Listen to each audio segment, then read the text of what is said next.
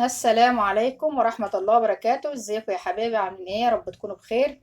قبل ما نبدأ الفيديو بتاعنا النهاردة هنصلي على الرسول عليه أفضل الصلاة والسلام. حبايبي، هتكون وصفتنا النهاردة على الغدا ايه؟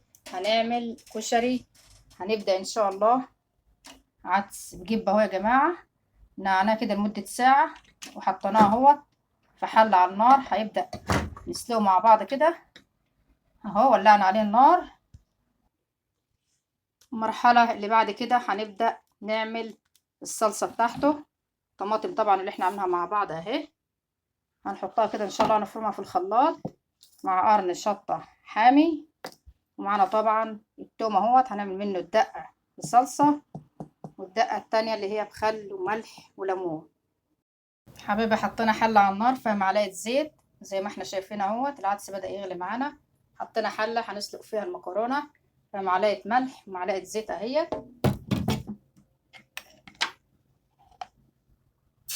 هنبدأ نشوح التومة دي كده عشان نعمل الصلصة.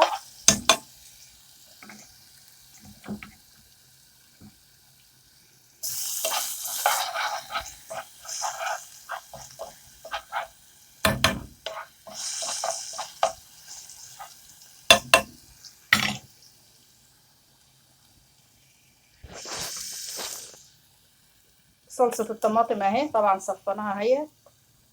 هننزل كده ان شاء الله على التومة اهي.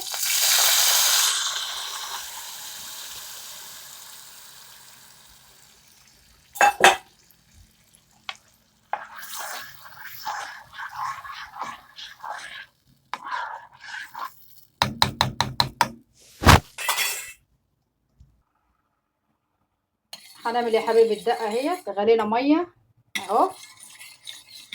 التوم اللي كان فاضل معانا دوبناه كده مع بعض اهما، ومعانا عصير ليمون اهو.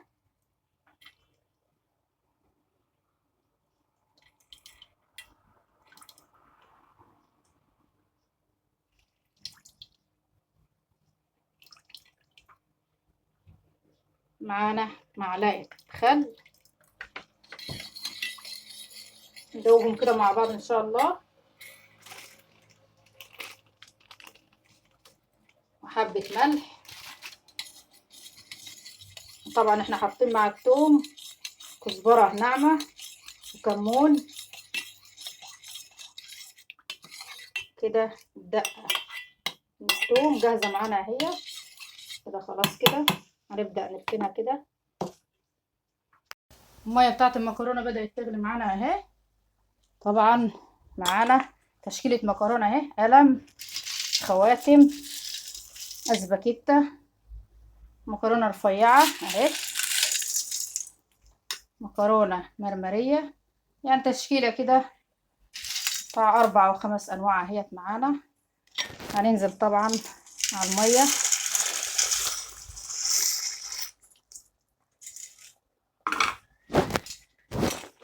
ده ينسلقوا معانا كده ان شاء الله.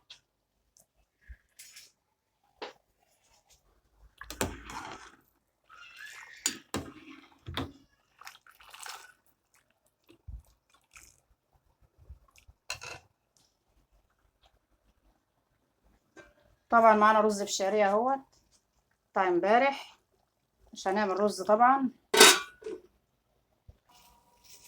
معانا بصلاية يا جماعة اهي، هنبدأ نقطعها كده النظام ده اهي اهو. هنبدأ نقطعها شرايح كده بالطريقة ديت اهي. نرفع يا جماعة على قد ما نقدر عشان تنشف معانا كده ان شاء الله. احنا بنحمرها بالزيت.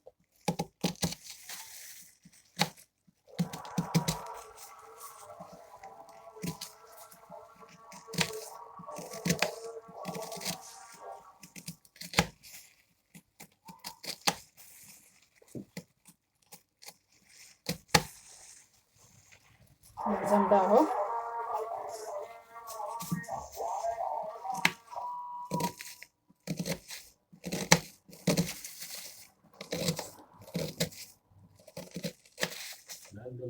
زي ما احنا شايفين كده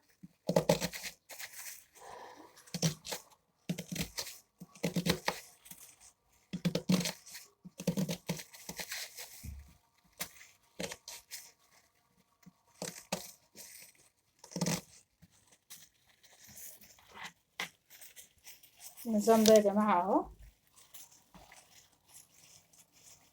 طبعا تبقى اهو الشريحة كده زي ما احنا شايفين كده، طرنشات اهي جوليان كده اهي.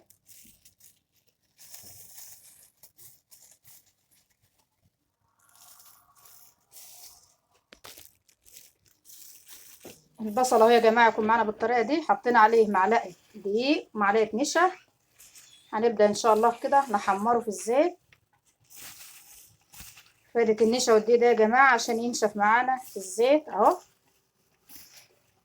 مفيهوش اي سوائل ولا اي ميه خالص معانا اهو. منحطش ملح طبعا ولا منحطش خل. في ناس بتحط ملح تحط خل، لا طبعا بينزل سوائل ما ينشفش معانا طبعا في الزيت. وفي ناس ممكن تحط مع الزيت معلقة سكر، دي برضو الطريقة دي شغالة طبعا معانا تبقى حلوة ان شاء الله. حطينا الزيت على النار اهوت يا جماعة، سخن معانا. هنبدأ ننزل عليه اهو بقطع البصل اللي معانا اهي اهو يا جماعة.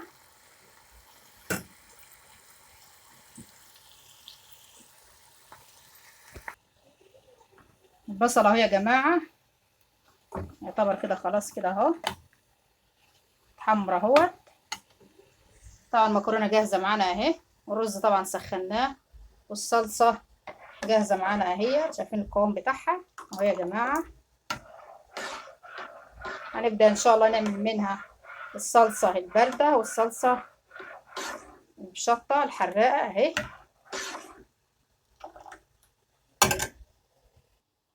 والدقة جاهزة معانا اهي، وادي العدس اهو.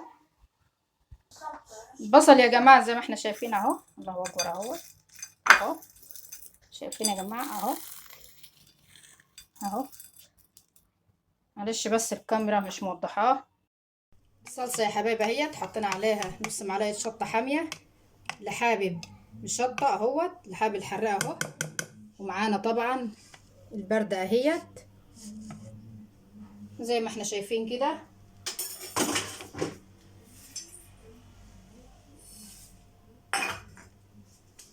كشري معانا اهو، الله اكبر عليه يا جماعة. شايفين اهو. نروح نشتري طبق اقل من كده 30-40 جنيه، وكل الحاجة موجودة عندنا في البيت اهي.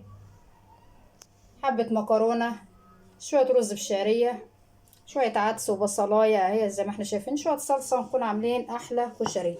طبعا احنا مش بنحب حمص الشام طبعا، يعني هو كده المفروض ناقص بس حمص الشام معانا اهو. ايه رايكم يا جماعة؟ وده غدانا النهاردة حبايبي. يا رب يكون الفيديو بتاعنا عجبكم. ما تنسوناش يا جماعة في اللايك والاشتراك، والسلام عليكم ورحمة الله وبركاته. ايه رايك يا سمير في الكشري؟ طعمه حلو. جميل. ماشي يا حبيبي، قول لهم كلمة بقى يا سمير. ما تنسوش اللايك والاشتراك، عايزين نوصل كام لايك 60,000 لايك. يا سلام. متزعلوش سمير منكم بقى يا حبايبي. يلا ينهي الفيديو. السلام عليكم ورحمة الله وبركاته.